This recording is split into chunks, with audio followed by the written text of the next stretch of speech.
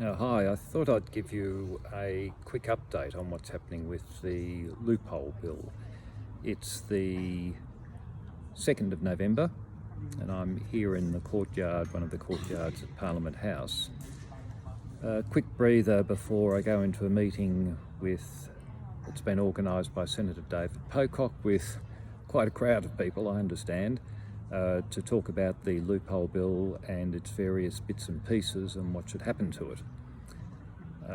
There'll be quite a discussion, but just to let you know that the bill, which is horrendously long and got all sorts of very, very detailed complications, and I've got to tell you, the more I look at it, this is not some addressing of industrial relations stuff, but it's a wholesale turning upside down of our economy.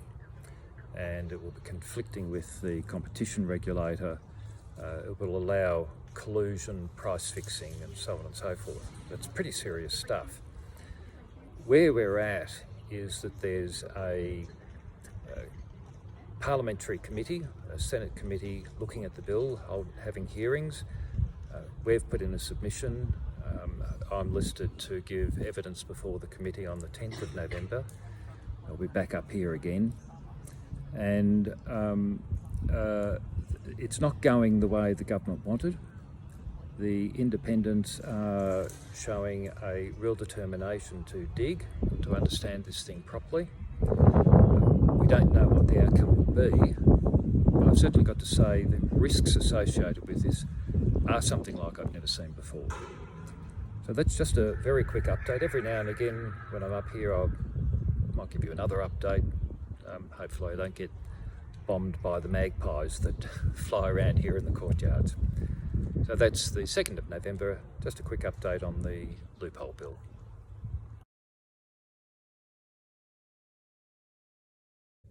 So I can give you some feedback on the meeting with David Pocock. There were probably 50 or 60 people there, so quite a big meeting, and the union in full force. I've got to say they have very interesting technique, the union movement, which is very effective. So what happens, you'll have a union official say, oh, well, Now, I just happen to have some people here from the such and such.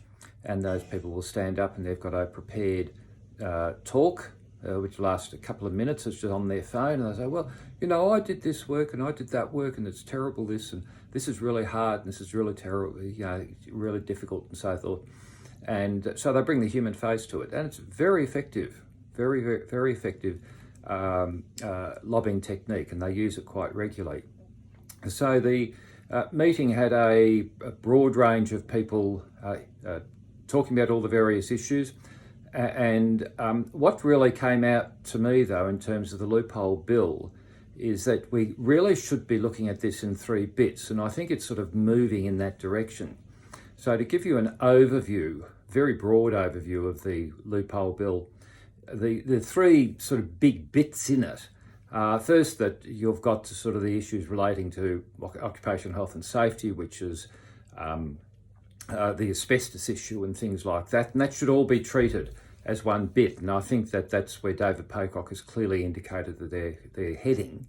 The next bit is really the traditional arguments around the employment arrangements, which is really, employment arrangements are really about micromanaging people's working relationships. And that includes, in this instance, the casual issue, labour hire, power of the unions to be able to walk into a workplace and so on and so forth. So that's the other big bit, and that was the major part of the discussion.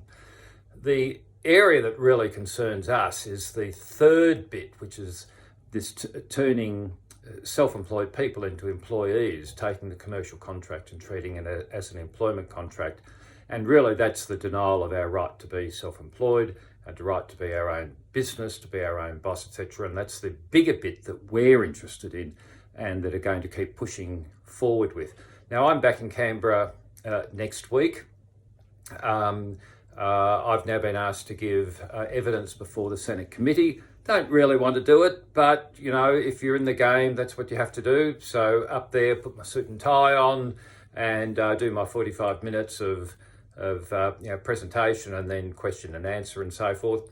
At the meeting yesterday, there was one fellow that really impressed me more than any other. Very, very down-to-earth guy, Indigenous guy who runs a labour hire business in the Hunter Valley in the coal area, and he gets ex-cons, Indigenous people that have been incarcerated and so forth, and gets them jobs and puts them into the coal mining sector, and reports a huge success rate in keeping people out of jail as a consequence of that. Now, he was really, really down to earth, very, very practical, and I'm going to do a considerable amount of follow-up with him because I'm doing quite a bit of research work on issues in the engagement of miners in the Hunter Valley, and there are some dark stories around that. So more on that bit later on. So there's the rundown for the last couple of days.